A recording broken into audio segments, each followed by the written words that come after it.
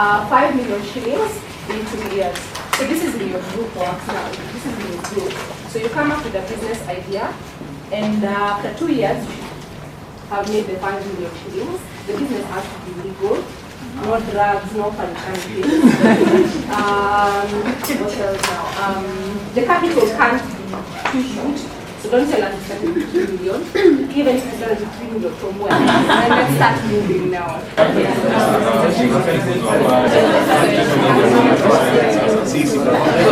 My name is Beryl and I'm presenting on behalf of my group. We decided to go into chicken rearing.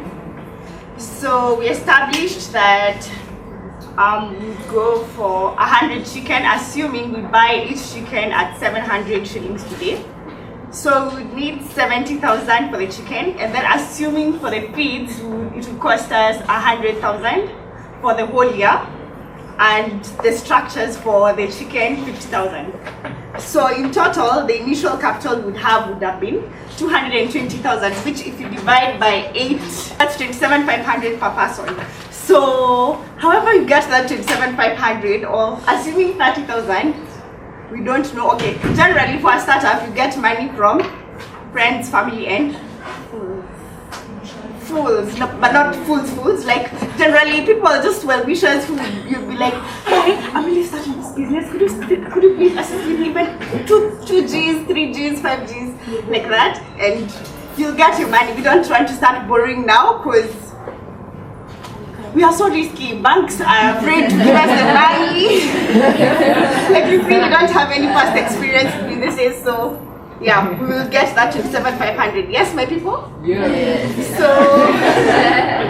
So now assuming out of the 100, but then it's 70,000 shillings per chicken, assuming we buy 100 chickens. So what happens is out of these 100, we're assuming 80 are female and 20 are male. So on average, from the experience of one of us who is in the business of rearing chicken, on average, if you're a lazy farmer, you'll get 100 chicken from one. So assuming we have 80 females, on average per year, assuming we are lazy, we're not lazy, we'll get 8,000 chicken. And assuming we go to the market and sell them at 1,000 shillings, we'll make a profit. We'll make 8 million already. So what happens is now we remove our initial capital of 220,000. We remain with 7780. Then we remove operating expenses like transport, paying ourselves kidogo, like so we're assuming we remove operating expenses of 1 million, we remain with 6780, and because we are good Kenyans, we give to Caesar what belongs to Caesar. 30%, 2 million, 2.034 million, we remain with 4,746,000 for that year. So we assume that we reinvest the money and do the same thing again for the next year, and we get 47, 46, but then this time we're investing in more chicken, so higher profit. So we'll have made more than 5 million in 2 years. So we decided to go into a number of businesses, yeah? And having attended Centonomy, we had some money in our pockets, and we also joined a circle.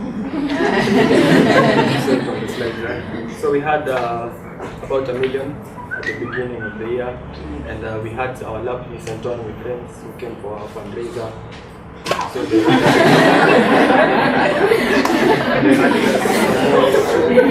some more money, since it's free, so there's no interest. So because you gave us your money.